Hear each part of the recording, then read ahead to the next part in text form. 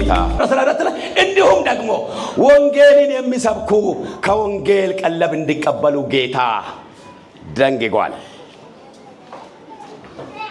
ወንጌልን ምንም ያረጉ ቅድም ዝም ብዬ ጉራ የነዛው እንዳይመስላችሁ።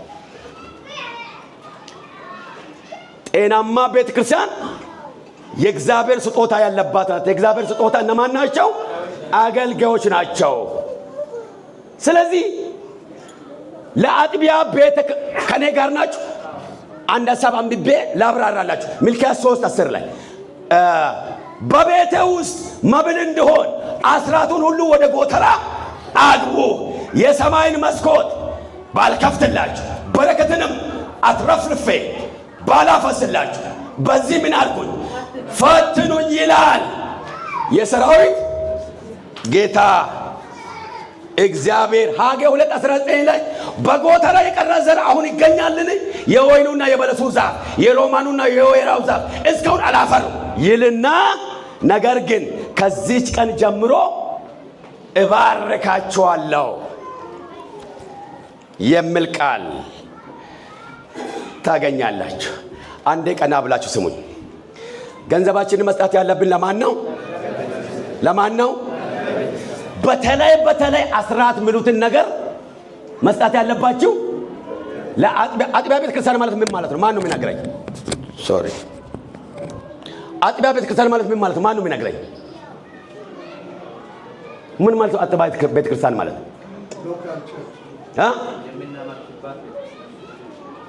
የክርስቶስ አካል ሆነ አባል የሆንበት ቤተ ክርስቲያን ምን ይባላል? አጥቢያ ቤተ ክርስቲያን። ስለዚህ ይሄ ቸርች ምንድነው የሚባለው? ሶሶልበርግ የሶሶልበርግ ወንጌል አማኞች ወይም የዚህ ቸርች ሜምበር የሆናችሁ ሰዎች አስራታችሁን አገር ቤት መላክ የለባችሁ። ልዩ ስጦታችሁን አገር ቤት መላክ ትችላላችሁ። በኮንፈረንስ ሰበብ ማናቀል አስራት አከማችታችሁ የሆነ ኮንፈረንስ ሰፈር ላይ ተከፍቶ እዛ ቤተ እምነት ሄዳችሁ የተጠራቀመ አስራት እዛ ኮንፈረንስ መክፈል የለባችሁ። አስራታችሁ የሚጠበቀው እዚህ ነው።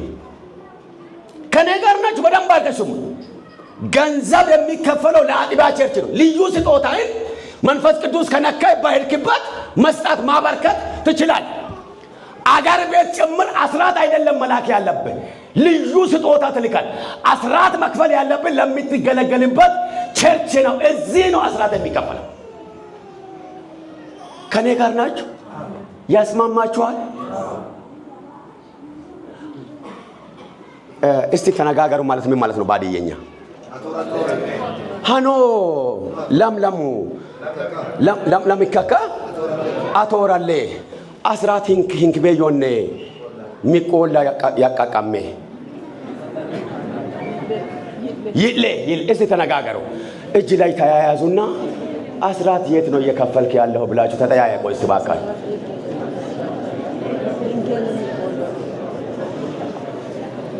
የት ነው? አሁን በደንብ አድርጋችሁ ስሙኝ። ጥሩ አሳያችኋል። በቤቴ ውስጥ መብል እንዲሆን አስራቱን ወደ ጎተራ ምን አድርጉ? የሰማይን ምን መስኮት ባልከፍትላችሁ ማለት መጀመሪያ ላይ ሰማዩ ምን ሆኖ ማለት ተዘግቷል። ምን ባለማድረግ? አስራት ባለመክፈል ምክንያት እግዚአብሔር በእስራኤል ልጆች ላይ ምን ዘግቷል? የበረከት ሰማይን ዘግቶባቸዋል። ብዙ ይዘራሉ፣ ጥቂት ያገባል። ይበላል፣ አይጠግቡም። ይጠጣል፣ አይረኩም። ይለብሳል፣ አይሞቃቸው። ደሞዙን ተቀብሎ በቀዳዳ ኪስ እንዳረገ ሰው ሆናችኋል የሚለው ከምን የተነሳ ነው? አስራት ባለም ስሙኝ በደንብ ቸርች ውስጥ ሰማይ የተዘጋበት ሰው ማን ነው? አስራት የማይከፍል ሰው። ጻፉ፣ ይሄን ጻፉ፣ ይጠቅማችኋል። በቤተ ክርስቲያን ውስጥ ሰማይ የተዘጋበት ክርስቲያን አስራት የማይከፍል ክርስቲያን ነው ብላችሁ ጻፉ።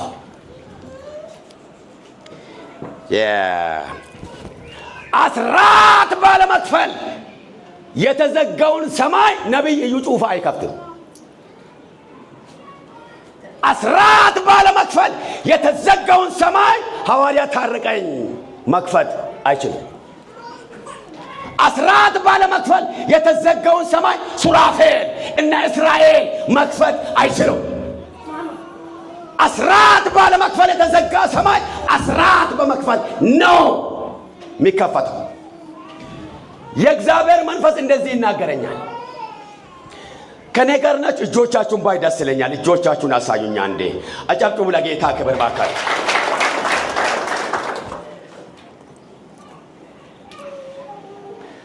በዛው ሚልክያስ ምዕራፍ 3 ቁጥር 9 ሲታጠኑ የሰራዊት ጌታ እግዚአብሔር አምላክ ምን አርጋችሁኛል ይላል?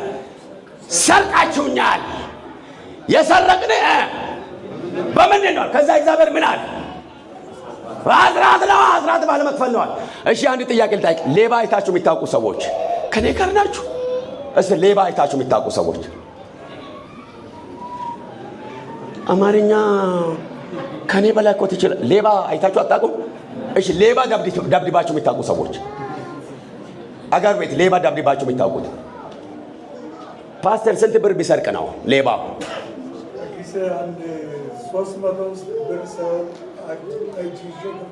ከዛ አፍንጫውን አልክ። ስንት ብር? 300 ብር። የጠጣው ቡጤ ግን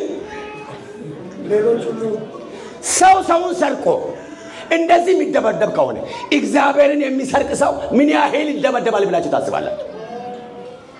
ሰርቃችሁኛል ምልኮ እግዚአብሔር ነው። የሰማይን መስኮት ባልከፍትላችሁ በረከትንም አትረፍርፌ ባላፈስላችሁ። የተትረፈረፈ በረከት ትፈልጋላችሁ? አስራት የእግዚአብሔር ነው፣ ክፈሉ። ሁለተኛ ገንዘባችንን መስጠት ያለብን ሰዎችን ወደ እግዚአብሔር መንግስት ለማምጣት ለሚንቀሳቀሱ ሰዎች ብላችሁ ጻፉ። አስራት መክፈል ያለብን ይሄን ትምህርት አስተምሬ ከጨረስኩ በኋላ ትንቢት አይጠፋም። ስለዚህ ቸኩላችሁ እንዳትሄዱ። በኋላ በትንቢት ስለማገለግላችሁ እንዳትቸኩሉ እሺ። እቺ ቀብድ ናት። ካልሆነ እኮ የለም ሰው እኮ አይፈልጉማ። ይሄን አይወዱም እኮ አንዳንዶች።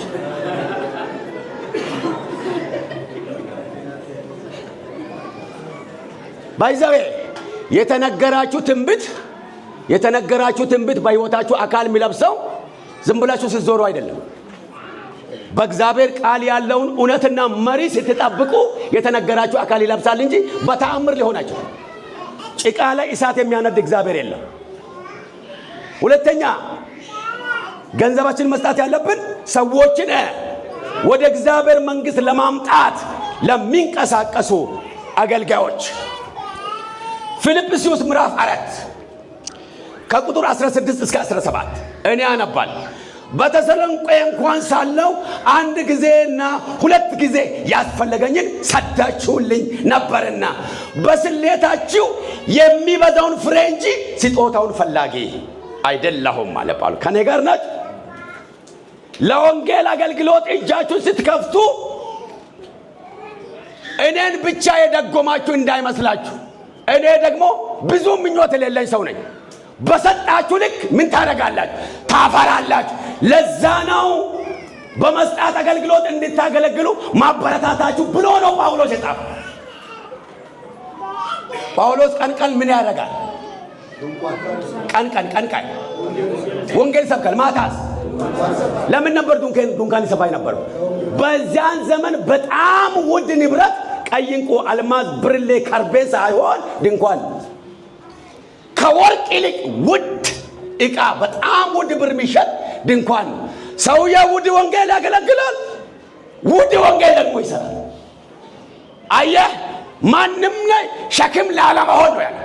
ስለዚህ ገንዘባችንን የምንሰጠው ሰዎችን ወደ እግዚአብሔር መንግስት ለማምጣት ለሚንቀሳቀሱ ሰዎች። ይሄ ማለት ለምሳሌ ከኔ ጋር ናችሁ? እጆቻችሁን ባይ ደስ ይለኛል። አጨብጭቡ ለጌታ ክብር። በእውነት እጅግ በጌታ አከብራችኋል። እኔ በፍጹም ልቤ ወድጃችኋል። እግዚአብሔርን የሚያስጨርስ ህዝብ ክብር ያያል። ለዚህ ወንጌል ያላችሁን ክብር እያየው በጣም ነው ደስ ያለ። ሰዎችን ወደ እግዚአብሔር መንግስት ለማምጣት ለሚንቀሳቀሱ አገልጋዮች ገንዘብ ስትከፍሉ በአገልጋዩ አካውንት ሳይሆን በቤተሰብ በኩል ነው መሆን ያለበት። ይሄ ደግሞ ይሰማል። ጌታ ካሳሰባችሁ ትፕ ነው ብላችሁ መስጣት ትችላላችሁ ለአገልጋዩ። ግን አገልጋዩ ከስርዓት ውጪ እንዳይሆን ቤተክርስቲያን በዘረጋችው መዋቅር መስመር ነው ለአገልጋዩ ገንዘብ መድረስ ያለበት። ይሄ ደግሞ መያዝ አለበት። ሶስተኛ ገንዘባችንን መስጠት ያለብን ለማን ነው? ሶስተኛ ገንዘብ ለሚያስፈልጋቸው አማኝ ወገኖች ብላችሁ ጻፉ። ገንዘብ ለሚያስፈልጋቸው አማኝ ወገኖች፣ ገንዘብ ለሚያስፈልጋቸው ገንዘብ የሚያስፈልገው አማኝ ቸርች ውስጥ እንዳለ ታውቃላችሁ። ይሄን እንድታውቁ ፈልግ። ገላትያ 6:10 ላይ እንዲህ ይላል፣ ስለዚህ እድሉ ካለን ለሰው ሁሉ በተለይም ለቤተሰቦች መልካም እናድርግ ይላል። ገንዘባችንን መስጠት ያለብን ሶስተኛ ለማን ነው? አቤት ለማን ነው? ገንዘብ ለሚያስፈልጋቸው አማኝ ወገኖች።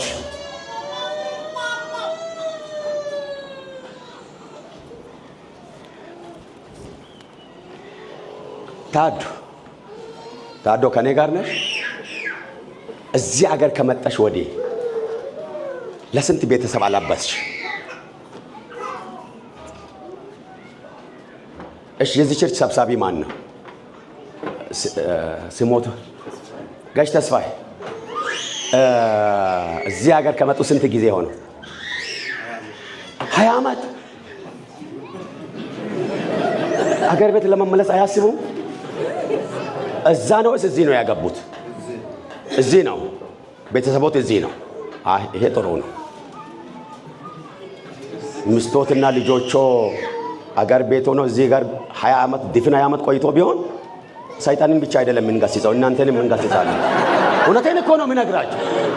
አገር ቤት ሚስቱ 20 ምናምን ዓመት እኮ የቆዩ ሰዎች አሉ። ከዚያም በላይ ሚስቱ የት ነው ያለችው? አገር ቤት። ልጆቹስ አገር ቤት። እሱ የት ነው ያለው? እዚህ በርገር ይመቻላ። አገር ቤት ያስባል። ወሩ ተጋማንቹን ሰው ነው ተግደ ነው። አንዳንዶች አገር ቤት ለመመለስ አስቡ። ሌላስ ማን ነው ከ20 ዓመት በታች 20 ዓመት የከረመ እዚህ ሀገር? ቤተሰብ የት ነው? ይሄ ጥሩ ነው። ስሞት ማን ነበር? ጋሽ ተስፋዬ። ገንዘብ የሚያስፈልጋቸው አማኝ ወገኖች እዚህ ቸርች አሉ የሉ? ስንት ጊዜ ተገለገሉ በእናንተ? ገንዘብ የሚያስፈልጋቸው አማኝ ወገኖች እዚህ ቸርች ገና ላይ፣ አመት መለወጫ ላይ፣ ፋሲካ ምናምን ላይ ስንት ብር ነው ወጪ የሚደረግላቸው እዚህ ቸርች ገንዘብ ለሚያስፈልጋቸው አማኞች?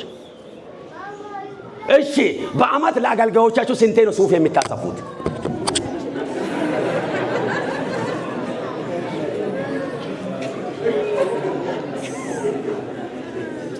ጋሽ ስሞትን እንገሩ።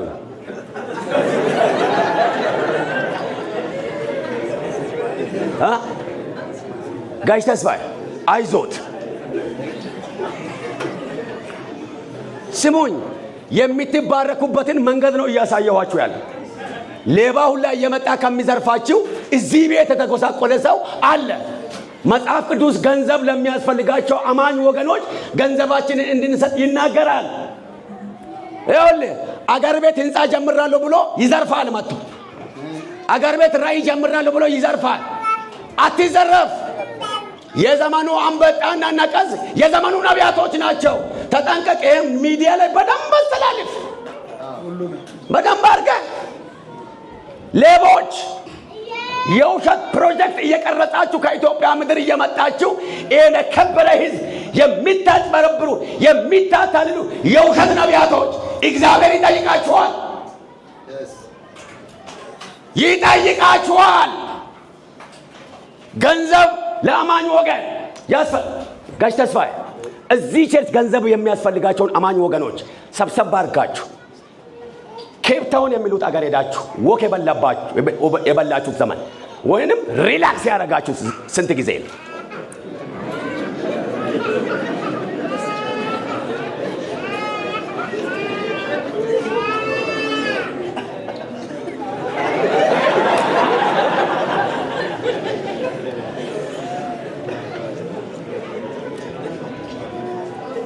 ጋሽ ተስፋዬ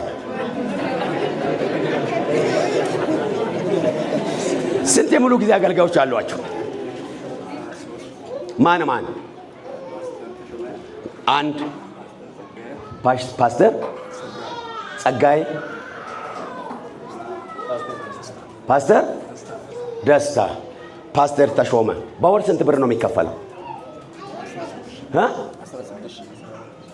በሳምንት? እሺ ለተሾማስ? ሶሪ ለደስታ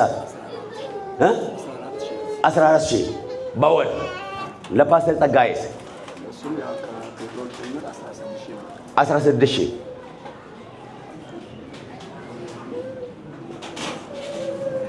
እኔ አሁን አገልግዬ ሲመለስ ስንት ነው የሚሰጡኝ? አየህ፣ 2 ክፍለ ጊዜ ቆሞ ለፍልፎ ለሚሄድ ፖስታ ሞልተት ይሰጣል። ጊዜውን ጉልበቱን መስዋዕት አድርጎ ለሚያገለግል ግን 16,000 ብር ትከፍላል። ይጠይቃቸዋል እግዚአብሔር። መልእክት ነው፣ መልእክት ነው። ለታመሙት ይጸልያል፣ የጠፉትን ይፈልጋል። ዋጋ ለሚከፍል አገልጋይ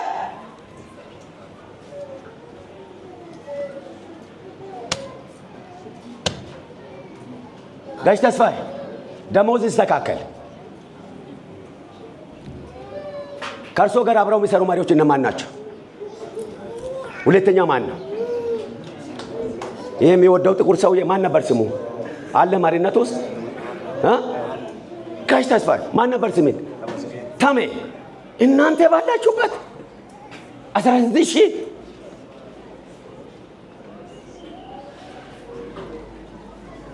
ይቅርታ፣ 16,000 ራሱ ቋሚ ደሞዝ አይደለም። ኦኬ 2,000 የፔትሮል ተብሎ የታሰባል። እግዚአብሔር ይባርክ። 2,000 ያው ቋሚ ደሞዛቸው 14,000 ነው።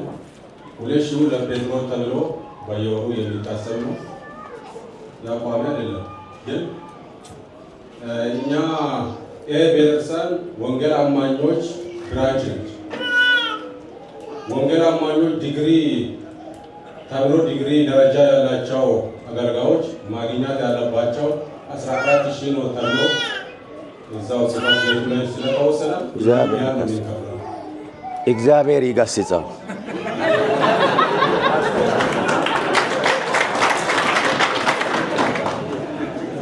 ያው ወንጌል አማኞች ለአገልጋዮች መነሻ ነው። ኦኬ ከዛ 100,000 መስጠት ቤተክርስቲያን አገልጋዮቻቸውን መባረክ ይችላል። መነሻ አርገው ይሄ ደንብ የተሰጠው እንጂ ቤተክርስቲያን እንደተባረከች እንዳላት በሚያስፈልገው ሁሉ እንድታገለግል የተደረገ ደንብ ነው የምናውቀው ማለት ነው። ስለዚህ በዋና ቢሮ 14,000 ስለተባለ በዛ አንጥፎ መተኛት አይቻልም ነው። አዎ አንተ መልእክት ካላስተላለፍክ እኮ ጥሩ አይሆንም። ትሰሙኛላችሁ?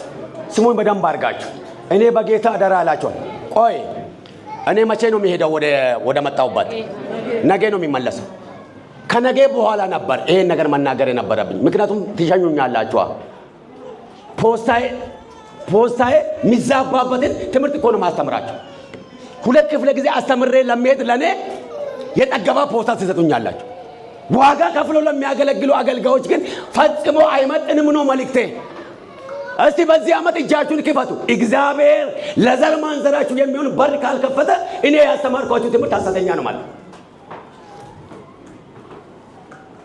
ለእግዚአብሔርና ለእግዚአብሔር ቤት እኔ አለው የሚሉ ሰዎች ከዚህ ቤት ሲነሱ ደግሞ ታያላችሁ።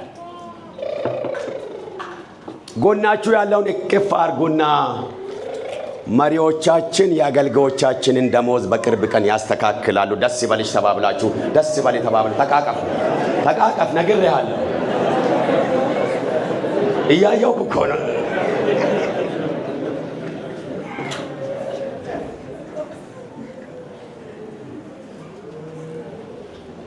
ታሹ እግዚአብሔር ተቀብሎኛል። እግዚአብሔርን እጅግ አድርጌ ማመሰግን። አራተኛ ገንዘብ መስጠት ያለብን ገንዘብ ለሚያስፈልጋቸው ድሆችና ላላመኑ ሰዎች ብላችሁ ያዝ። ከዚያ በኋላ ጽፋችሁ ነው የምትሄዱት። እስቲ አንዴ ለጌታ ክብር ታጨበጭባላችሁ። ማጨብጨብ ትችላላችሁ። እንዲህ ብላችሁ ጻፉ። ይሄ በጣም የሚጠቅማችሁ ነገር ስለሆነ ከየትም እስክሪብቶና ማስታወሻ ተባዳሩ። አሁን ወይም ሞባይሎቻችሁን ክፈቱና ጻፉ። በጣም የሚጠቅማችሁ ነገር ሊነግራችሁ ነው። አሁን ወንጌል እንድንሰብክ የሚያስገድዱን ነገሮች ብላችሁ ጻፉ። ወንጌል እንድንሰብክ የሚያስገድዱን ነገሮች ብላችሁ ጻፉ።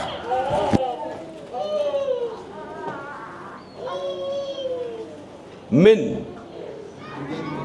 ወንጌል እንድንሰብክ የሚያስገድዱን ነገሮች። በአዲስ መስመር ሀሌታ ብላችሁ ያላመነ የሕዝብ ብዛት ብላችሁ ጻፉ። ወንጌል እንድንሰብክ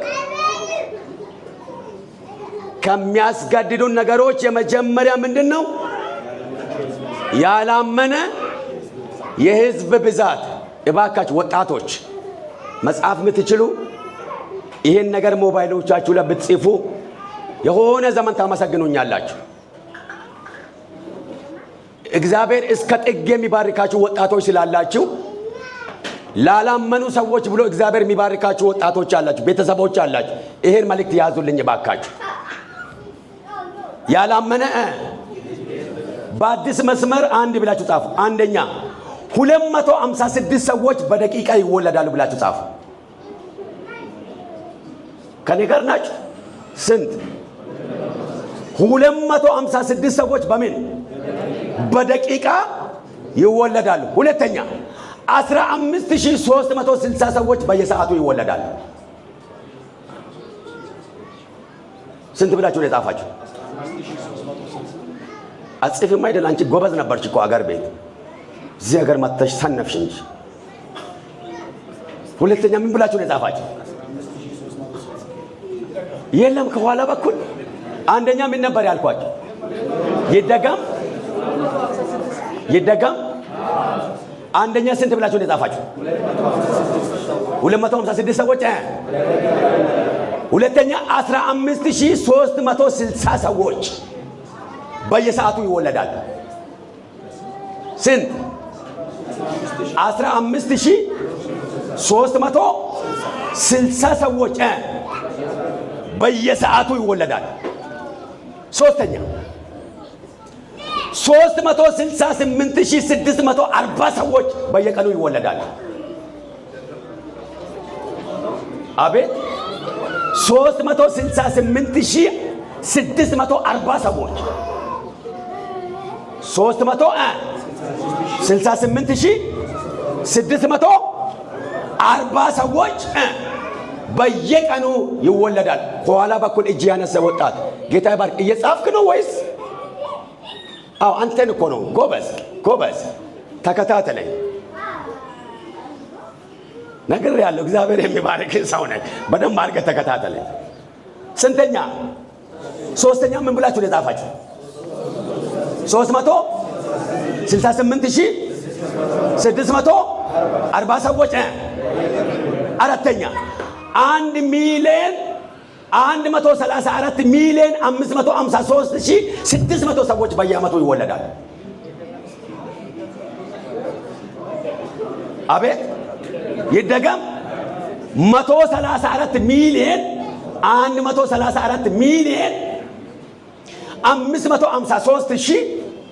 134,553,600 ሰዎች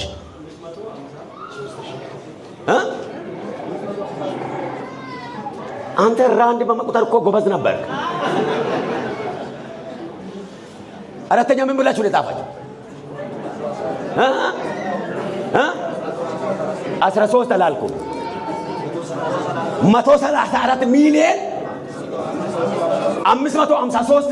134,553,600 ሰዎች በየዓመቱ።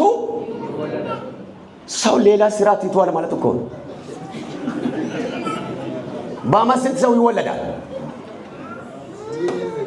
ሚሊዮን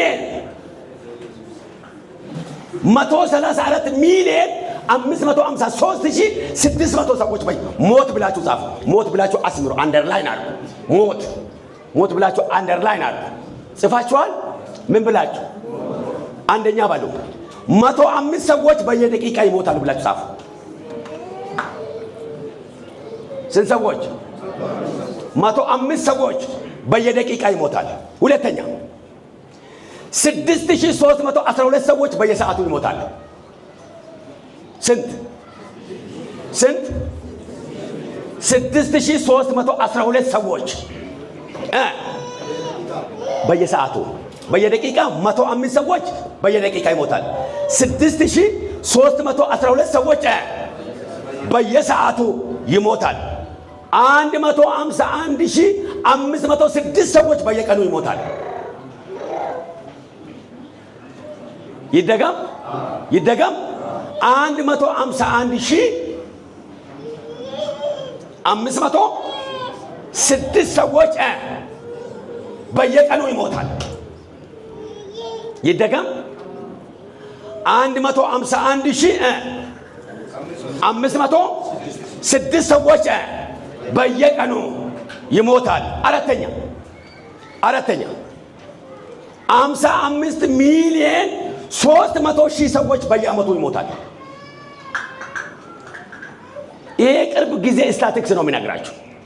ስንት ብላችሁ ነው የጻፋችሁ? 55 ሚሊዮን 300 ሺህ ሰዎች በየዓመቱ ይሞታል። እንዲህ ብላችሁ ጻፉ። ከሚሞተው ህዝብ 89% ያልዳነ ነው ብላችሁ ጻፉ። አሁን ወደ ዋናው ነገር መጥቻለሁ። እዚህ ጋር ነው የምንጨርሰው። ምን ብላችሁ ነው የጻፋችሁ? ከሚሞተው ህዝብ 89% ያልዳና ነው። ያልዳነ በአዲስ መስመር እንዲህ ብላችሁ ጻፉ። ካልደረስንላቸው ብላችሁ ጻፉ። ካልደረስንላቸው ብላችሁ አስምሩ። እግዚአብሔር ይባርካችሁ። ሲሽ እዚህ ቸርች እኮ ዳግም መምጣታችን የማይቀር ነው። እግዚአብሔር ዳግም እንደሚጠሩን የሆነ ነገር እያሳያኝ ነው። አሁን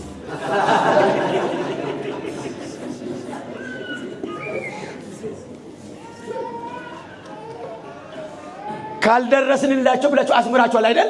አንድ ብላችሁ ጻፉ።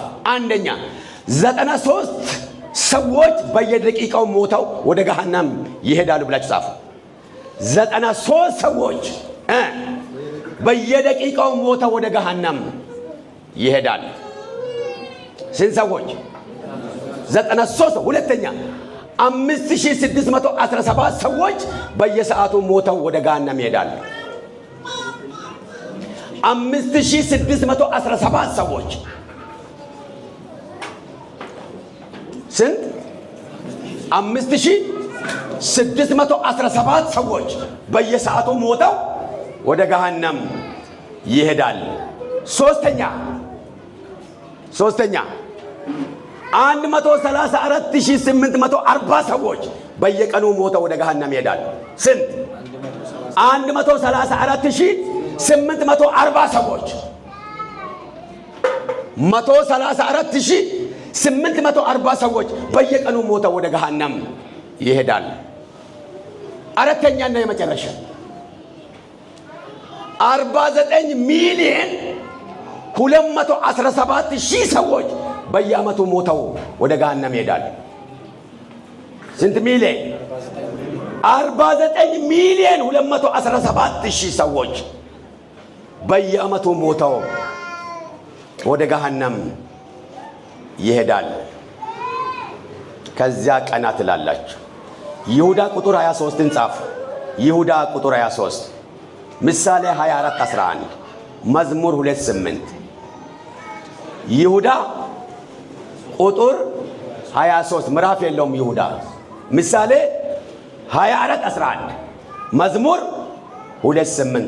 ይህን ጥቅስ አንብቤ ማይክ ለፓስተሮቻችሁ ነው የሚሰጠው።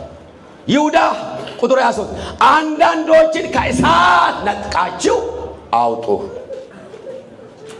በዓመት 49 ሚሊዮን 217 ሺህ ሰዎች እየሞቱ ወደ ገሃነም ይሄዳሉ። ተናጠቋቸው ይላል ምሳሌ 24:11 ወደ ሞት የሚነዱትን ታደግ፣ ሊታረዱ የተወሰኑትን አድን ይላል። መዝሙር 2:8 ለምነኝ አሕዛብን ለርስትህ የምድርንም ዳርቻ ለግዛትህ እሰጣለሁ ይላል። ጤናማ ቤተ ክርስቲያን የእግዚአብሔር ስጦታ ያለባት ናት። በልዩነት አንድነት የምትገለጥ ናት። ወንጌል መስበክ አለባት። ወንጌል ከምንሰብክባቸው መንገዶች አንደኛ መስጠት ነው። መስጠት ያለብን ለቤተ ክርስቲያን ሰዎችን ወደ እግዚአብሔር መንግሥት ለማምጣት ለሚንቀሳቀሱ አገልጋዮች፣ ገንዘብ ለሚያስፈልጋቸው አማኝ ወገኖች፣ ገንዘብ ለሚያስፈልጋቸው ድሆችና ላላመኑ ሰዎች ወንጌል እንድንሰብክ ከሚያስገድዱ ነገሮች አሁን ያሳየኋችሁ ያላመነ የሕዝብ ብዛት ነው። ይህ ኮንፍራንስ የተከፈተው አሁን ካስተማርኳችሁ ትምህርት ጋር የሚያያዝ ነው። ቸርች ውስጥ 3 አይነት ወንጌላውያን አሉ ብላችሁ ያዙ፣ ይጠቅማችኋል። 3 አይነት ወንጌላውያን። አንደኛ የጉልበት ወንጌላውያን፣ ሁለተኛ የእግር ወንጌላውያን፣ ሶስተኛ የእጅ ወንጌላውያን ብላችሁ ጻፉ። ስንት አይነት ወንጌላውያን? 3 አይነት ወንጌላውያን። አንደኛ የእግር ወንጌላውያን፣ ሁለተኛ የጉልበት ወንጌላውያን፣ ሶስተኛ የእጅ ወንጌል። የእግር ወንጌላውያን ማለት ጥሪ ያላቸው የሚሄዱ ናቸው።